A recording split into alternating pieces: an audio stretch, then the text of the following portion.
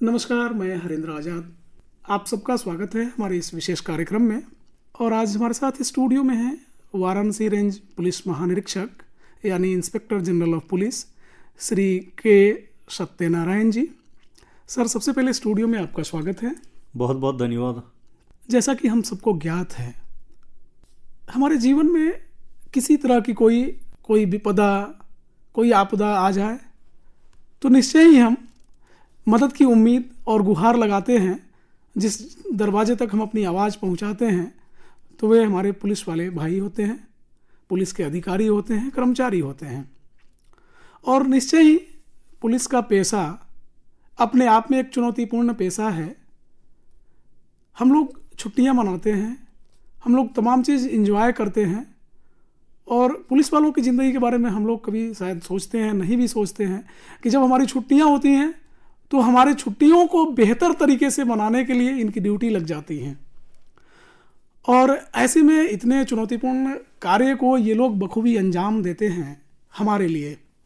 तो आज पुलिस विभाग में किस तरह की चुनौती है, पुलिस विभाग किस तरीके से कार्य करती है, इन तमाम चीज़ों के बारे में जानेंगे। इससे पहले हम चाहेंगे कि आज के हमारे मेहमान श्री के सत्यनारायण जी, जो आज हमारे बीच हमारे स्टूडियो में हैं, सर, हम चाहेंगे कि एक अपना संक्षिप्त जीवन परिचय दें। आपके लालन पालन, पैदाइश, परवरिश, शिक्षा दीक्षा किस रूप में हुई और यहाँ तक कैसे पहुँचे, फिर आगे की बात करेंगे। बहुत बहुत धन्यवाद। मैं आंध्र प्रदेश में विशाखापट्टनम ज़िले में एक छोटा सा गांव है पामलवा का, उस गांव का रहने वाला हूं। वहां मेरा शिक्षा भी वहीं शुरुआत हुआ। सरकारी पाठशाला में मेरा शिक्षा शुरुआत हुआ। 10वीं कक्षा तक मेरा गांव का जो गवर्नमेंट स्कूल है उसी में मैं पढ़ा था। फिर उसके बाद जो इंटरमीडिएट के लिए मेरा गांव से लगभग 15 किलोमीटर दूरी में एक छोटा सा टाउन है नरसीपट्टनम, उस टाउन में मैं इंटरमीडिएट किया। फिर इसके बाद मैं ग्रेजुएशन में आया। ग्रेजुएशन में बीए में शिफ्ट हो गया और वहाँ से 40 किलोमीटर दूरी में एक बड़ा टाउन है, वहाँ मैं ग्रेजुएशन किया था बीए में। फिर मैं उस कॉलेज का फर्स्ट आया, टॉपर रहा। फिर इसके बाद मैंने बीएड का जो ट्रेनिंग किया था, फिर बीएड ट्रेनिंग के बाद पीजी का एंट्रेंस एग्ज़ाम में मैं आंध्र प्रदेश में टॉपर रहा। फिर उसमें मैं इकोनॉमिक्स में एमए किया आंध्रा यूनिवर्सिटी में। फिर इसके बाद टीचर का जो नोटिफिकेशन आई उसमें मेरा सिलेक्शन हो गया। मैं टीचर के रूप में 3-4 साल नौकरी किया। क्या बात। 3 साल का उस नौकरी के दौरान मैं सिविल सर्विसेज का एग्ज़ाम देते रहे। फिर उसी दौरान मैं स्टेट में पीसीएस एग्ज़ाम पास हुआ। उसके बाद ये आईपीएस का सिलेक्शन हुआ। मुझे उत्तर प्रदेश कैडर का अलॉटमेंट हुआ 1998 में। उसके बाद मैं 1999 में ट्रेनिंग के बाद आगरा पहुँचे। आगरा में मैं एएसपी के रूप में, एएसपी अंडर ट्रेनिंग के रूप में वहाँ प्रशिक्षण प्राप्त किया। फिर वहीं रेगुलर एएसपी के रूप में भी वहीं आगरा में ही कंटिन्यू किया। ये मेरा शिक्षा के से संबंधित पूरा विवरण है। जी, जैसा कि आपने बताया कि आप अपने जीवन काल में कई उपलब्धियां अर्जित करी। आप शिक्षा के क्षेत्र में गए, स्टेट पीसीएस में भी क्वालिफाई किए, फिर अंततोगत्वा आप आईपीएस बने और आईपीएस बन के पुलिस सेवा में आए और 1998 से आज 2022 तक लगातार आप सेवा दे रहे हैं। भविष्य में भी आप बहुत आगे जाएं, हमारी शुभकामना है। इससे पहले कि हम आपके क्षेत्र विशेष के बारे में बात करें, हम चाहेंगे कि थोड़ी आप अपनी अभिरुचियों के बारे में हमारे श्रोताओं से बताएं कि आपको पुलिस सेवा के अलावा किस फील्ड में किस तरह की रुचि है और कैसे आप इन सब के लिए समय निकालते हैं और किस तरीके से कार्य करते हैं। ये मेरा अभिरुचि के संबंध में कहना यह है, मैं साहित्य के प्रति काफ़ी अभिरुचि रखता हूँ। और बचपन में मैं 10वीं कक्षा में थे तब मैं तेलुगु में कविताएं लिखते थे और वहाँ ऑल इंडिया रेडियो में मेरा ब्रॉडकास्ट भी होता था और रेगुलर मैं ऑल इंडिया रेडियो में जाना, फिर वहीं मेरा कविताओं को सुनाना, ये काम उस समय जब मैं डिग्री तक पहुंचा तब तक ये करते थे। फिर मैं लिखना कंटिन्यू किया। कुछ जो है वो हाल फिलहाल की कोई रचना हो, अभी आपने कोई लिखा हो, कुछ अगर याद हो? तेलुगु में है, చలి చిక్కటి చీకటిని ఒళ్ళంతా కప్పుకొని ఆకలి పేగులు రగిలిస్తున్న మంటలో రోడ్డు పక్కన చలి కాచుకుంటున్న ముదిసెల్ని చూసి రోడ్డుకి ఆవల ఇంట్లో మానవత్వం కంబలి కప్పుకొని మంచం మీద దొర్లుతూ సిగ్గు చలితో కుంచుకుపోతుంది। इसका हिंदी में मैं अनुवाद करूं, ठंड का जो अंधेरा है उस अंधेरा को पूरा शरीर भर का ओढ़ के जो भूखे हुए पेट है उसमें जो आग जल रहा है, उस आग से ठंड को बचाने के लिए उस आग का जो ले रहे हैं, जो रोड के किनारे किनारे पड़ी हुई एक बुजुर्ग महिलाएं, और उस रोड का दूसरी ओर एक घर में एक कमरे में एक अपना बिस्तर पर लेटे हुए एक आदमी जो अपना मानवता जो है, मानवता को कंबल के रूप में ओढ़ के जो शर्मिंदगी से, जो ठंड से जो है वो शिवरिंग कर रहे हैं। जैसा मुझे जानकारी मिली है, हिंदी साहित्य में भी आप काम कर रहे हैं। हिंदी साहित्य के कई रचनाकारों को लेकर और कई गद्य पद्य को आप रूपांतरित कर रहे हैं तेलुगु में, तो इस तरह की क्या जानकारी है? जी हरेंद्र जी, हम जो है इस समय हिंदी का प्रसिद्ध कवि ज्ञानपीठ अवार्ड ग्रहीता डॉक्टर केदारनाथ सिंह का कविताओं को मैं तेलुगु में ट्रांसलेट कर रहा हूँ, और उन कविताओं का कई किताबें उनका सारे कलेक्ट कर चुका हूँ। सारे किताबों, सभी किताबों में से अच्छे अच्छे कविताएं जो मुझे अच्छा लग रहा है वो सब को चुन के मैं तेलुगु में उसको ट्रांसलेट कर रहा हूँ। और उन तेलुगु कविताएं जो मैं ट्रांसलेट कर लिया था, उसमें एक जो है बनारस कविता बहुत पॉपुलर है डॉक्टर केदारनाथ सिंह की, वो ऑलरेडी मेरा तेलुगु में जो मैंने लिखा उसका जो है तेलुगु पत्रिका में पब्लिश हुआ है। और उसके साथ साथ एक अच्छा कविता है उनका माझी का पुल। माझी का पुल का कविता पिछले महीने में एक तेलुगु पत्रिका में वो पब्लिश हुआ है। और इसके अलावा भी कई कविताएं हैं उनका, अब तक 4-5 कविताएं मेरा तेलुगु में पब्लिश हुआ है। अब जो है सारे इनका ऑलमोस्ट कविताओं का मैंने अनुवाद कर लिया, और साथ में इनका हर कविता पर जो है मेरा अपना विश्लेषण क्या है वो व्याख्यान भी मैं लिख रहा हूँ, ताकि व्याख्यान और कविताओं के साथ एक किताब के रूप में पब्लिश करना चाह रहा था। क्या बात है! इस तरीके से आप साहित्य संवर्धन का जो कार्य कर रहे हैं, निश्चित रूप से हिंदी साहित्य में जो एक विपुल भंडार है और ज्ञान की एक कहिए कि सागर है, और उसको आप फिर अपनी भाषा में तेलुगु के माध्यम से तेलुगु भाषी लोगों में जन जन तक आप इस साहित्य को पहुंचा रहे हैं, निश्चित रूप से काबिल तारीफ कार्य है। और सर, हम जानना चाहेंगे कि आपका जो पुलिसिया जीवन है वर्तमान में, जिस पेशे से आप हैं, यहाँ काफ़ी चुनौती भी है और समय का काफ़ी अभाव रहता है, और ऐसे में इन सब कार्यों के लिए आप कैसे समय निकालते हैं? ये बहुत अच्छा सवाल पूछे हैं आपने, क्योंकि ये जो अभिरुचि होता है वो दिल का होता है। जी। और जो अपना व्यवसाय जो भी होगा, व्यवसाय जो है वो दिमाग से संबंधित है, तो दिल के लिए समय निकालना ही पड़ता है, और निकाल लेते हैं आदमी, कोई भी हो अपने दिल के लिए समय तो निकाल लेते हैं। क्या बात है! बात दिल की है और दिल से निकली है तो दिल तक जाएगी। और अभी आप घर परिवार के लिए भी समय देते होंगे, क्या आप जान सकते हैं परिवार में कौन कौन है? बिल्कुल, ये जो है मेरा शादी 1998 में ही हुआ है, और मेरा धर्मपत्नी मेरा साथी रहती है। जी जी। और हमारा 2 बच्चे हैं, बड़े वाले बेटा जो है IIT कानपुर में सेकेंड ईयर पढ़ रहे हैं जी, और बेटी जो है 12th क्लास में दिल्ली में पढ़ रही है। तो इस समय हम दोनों ही घर पर रहते हैं, वो दोनों अपना अपना पढ़ाई पर हैं। क्या बात है! आपके उचित मार्गदर्शन और परवरिश का परिणाम है कि बच्चे अच्छे कर रहे हैं, अपने क्षेत्र में आगे बढ़ गए हैं। तो साथ में आपकी धर्मपत्नी हैं, तो क्या उनकी किस तरीके की आपसे अपेक्षाएं होती हैं? उनको क्या लगता है कि हमें समय देते हैं, नहीं देते हैं, या सिर्फ अपने साहित्य और पुलिसिया पेशा में ही जुझे रहते हैं? नहीं, उनका भी समय निकाल लेता हूँ।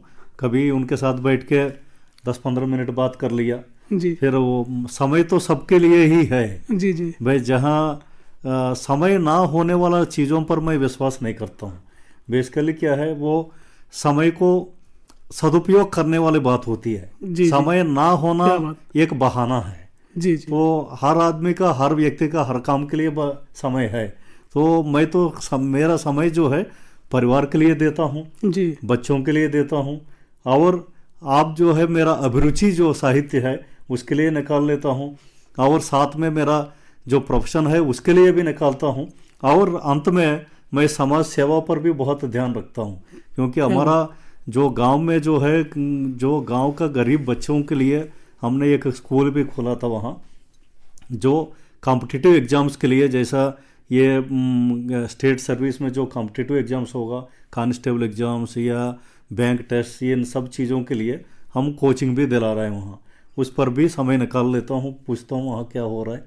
तो इस प्रकार की समय की बात है। समय चाहे कितने अच्छा इस्तेमाल करना चाहेंगे, कितने कितने फील्डों में आप इस्तेमाल करना चाहेंगे, आप कर सकते हैं। ये जी तो आपका डिपेंड हाथ करता में है। जी जी सोच बदलने की ज़रूरत है, नज़रिया बदलने की ज़रूरत है। एकदम। कश्ती बदलने की ज़रूरत नहीं है, दिशा बदलेंगे किनारे बदल जाएंगे।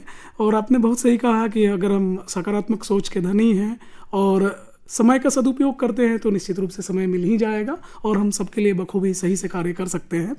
सर, आप साहित्य की अभिरुचि के बारे में आपने तो जानकारी दे ही दी, कला और संगीत के बारे में आपका क्या कहना है? साहित्य में अभी तक जो है मेरा 4 किताबें छप चुकी है। जी पहले वाला जो है कविताओं का संकलन है। दूसरा किताब जो है मेरा तात्विक चिंतन पर गद्य मैंने लिखा था, वो एक छपी है, मतलब मनुष्य के भीतर महासागर, वो दूसरा वाला जो किताब है। और एक किताब मैं सोनभद्र में 2002 में मैं एसपी सोनभद्र था जी। उस समय नक्सलवाद बहुत पीक पर रहता था और नक्सलवाद से काफ़ी समस्याएं जो जनता झेलना पड़ती थी।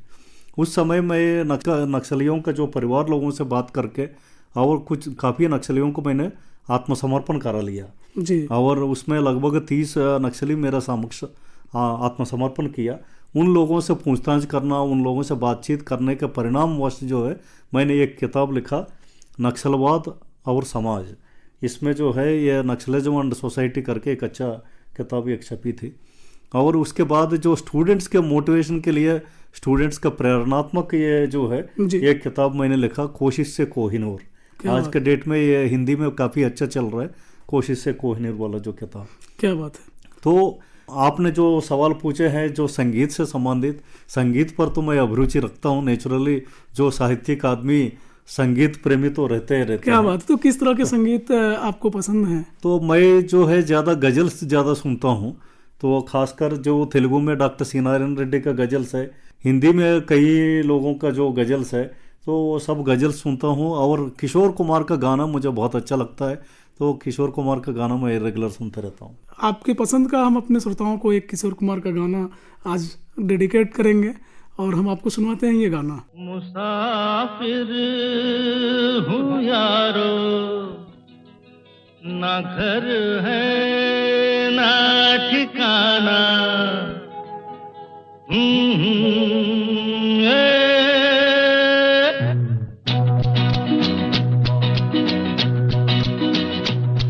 मुसाफिर हूँ यारो, ना घर है ना ठिकाना, मुझे चलते जाना है,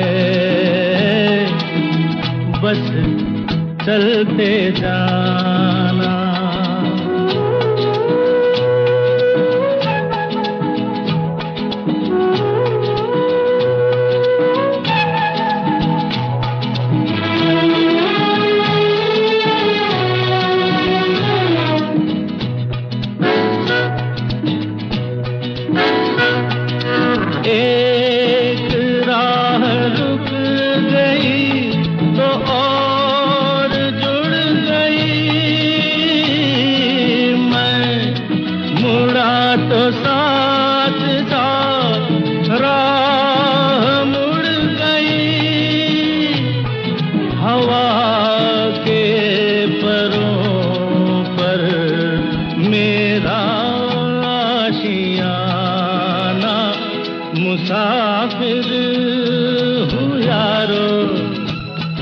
ना घर है ना ठिकाना, मुझे चलते जाना है, बस चलते जाना।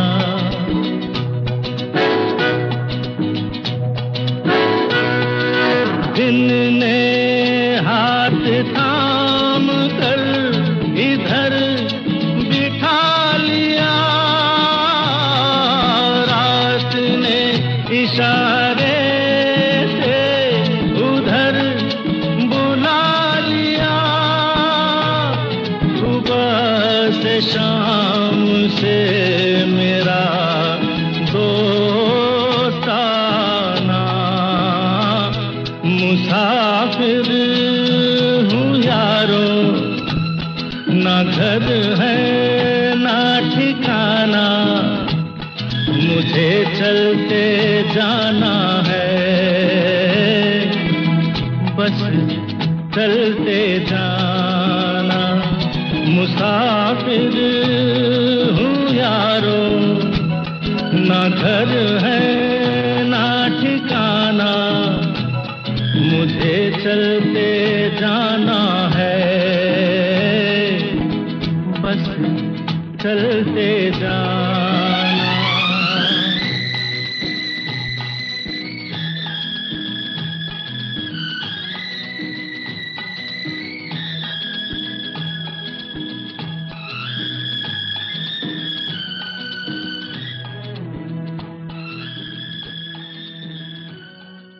जैसा कि श्रोताओं, आज हमारे साथ स्टूडियो में वाराणसी रेंज पुलिस महानिरीक्षक श्री के सत्यनारायण जी हैं और आज हम विस्तार से आपके बारे में चर्चा कर रहे हैं। और अब तक हम लोगों ने आपके जीवन परिचय के बारे में, आपकी अभिरुचियों के बारे में तमाम चीज़ें जानी और सुनी।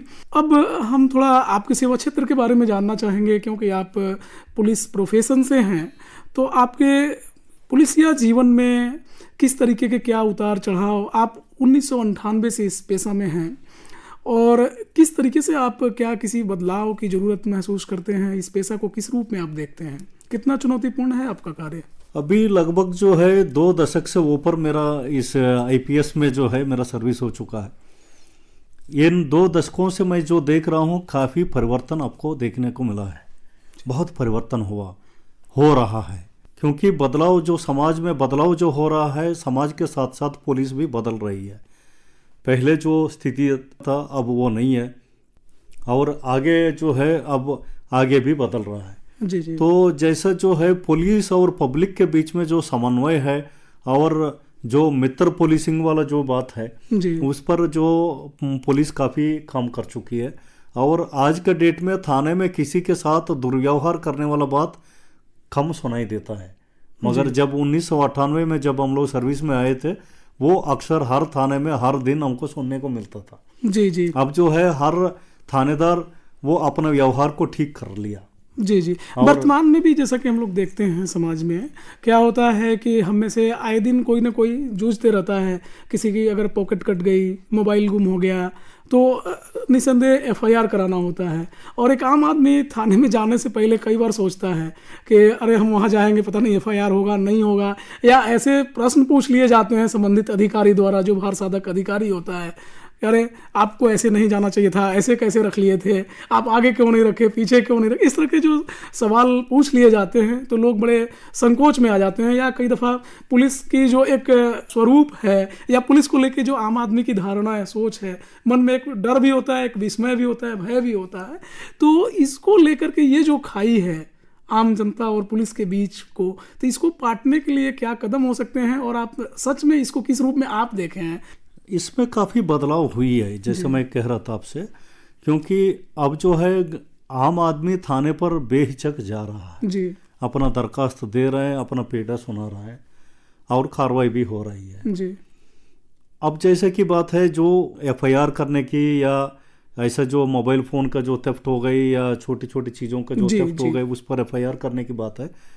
और निस्संदेह इसमें एफआईआर करने में थानाध्यक्ष सोचते हैं जी, क्योंकि एफआईआर का जो है वो मुकदमों की संख्या बढ़ जाएगी, उनके ऊपर मॉनिटरिंग होने लगेगी जी। तो इस वजह से जो है वो छोटी छोटी घटनाओं पर वो एफआईआर ना करके जांच में वो करके जांच के दौरान उसका निस्तारित करने लगता है।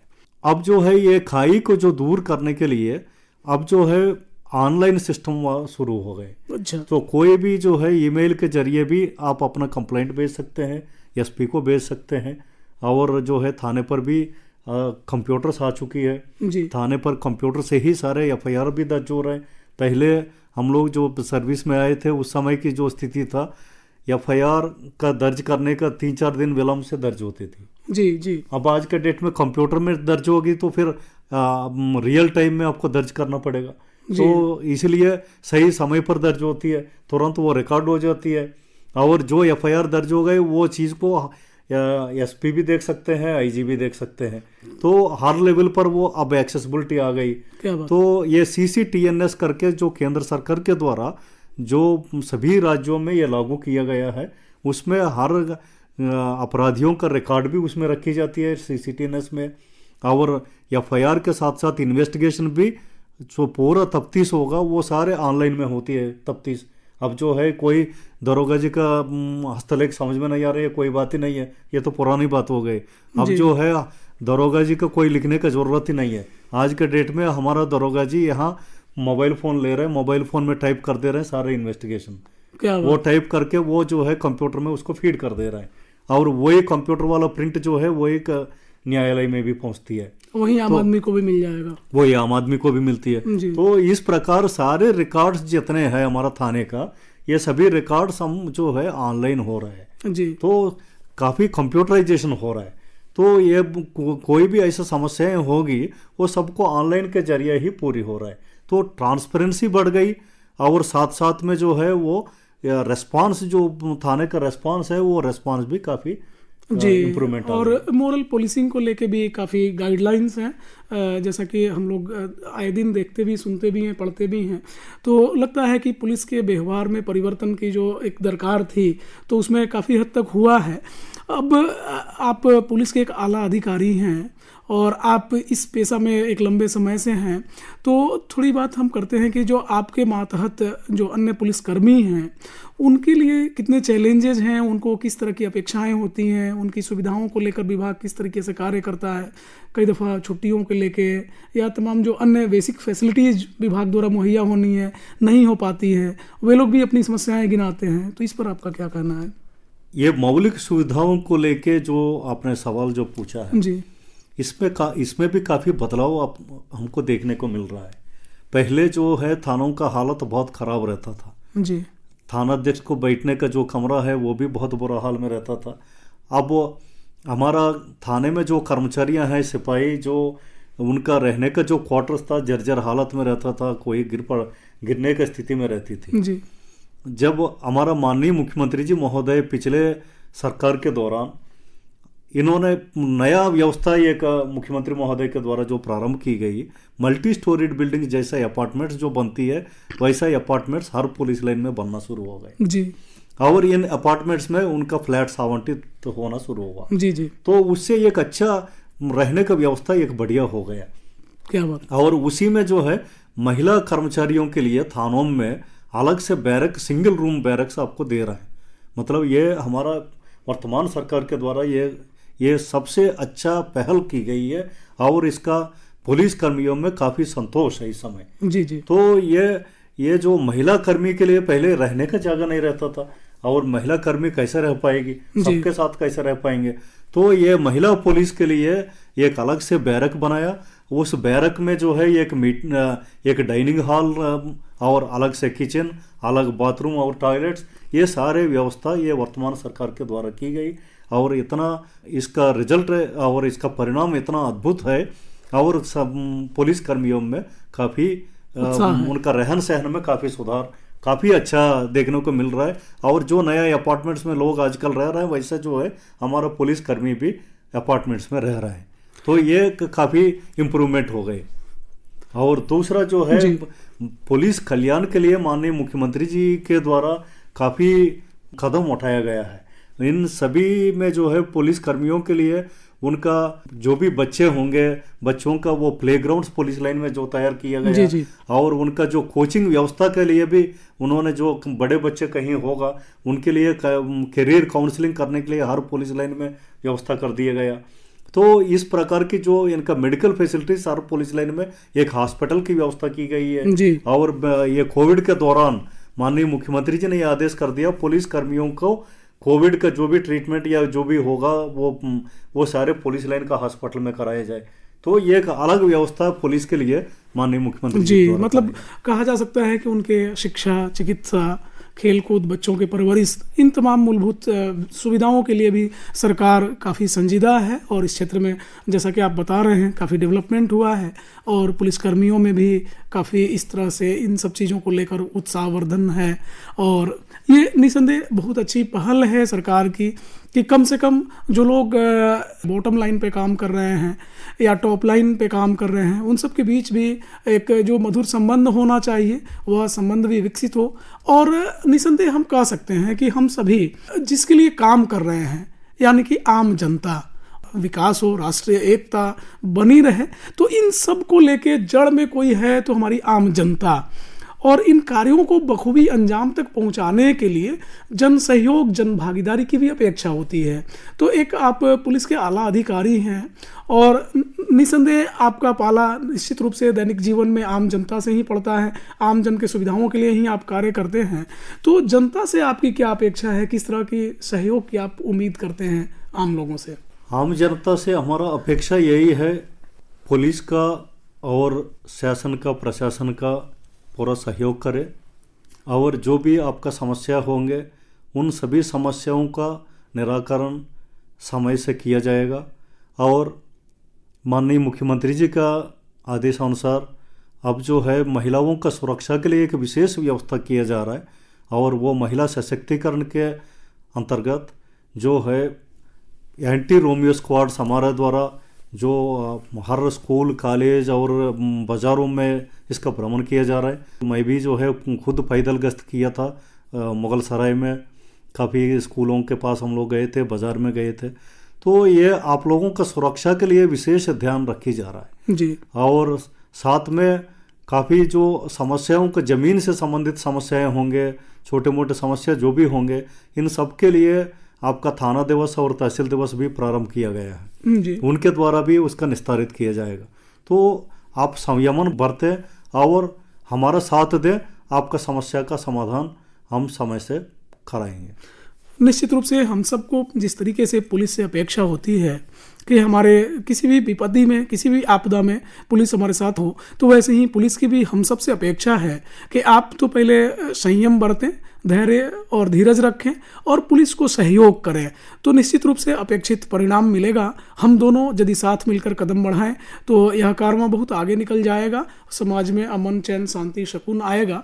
और निश्चित रूप से आज के इस विशेष कार्यक्रम में श्री के सत्यनारायण जी, आपने अपना बहुमूल्य समय दिया, आप हमारे स्टूडियो में आए और हमारे श्रोताओं के लिए इतनी अच्छी जानकारी आपने साझा की। आपको बहुत बहुत धन्यवाद। बहुत बहुत धन्यवाद हरेंद्र जी, धन्यवाद।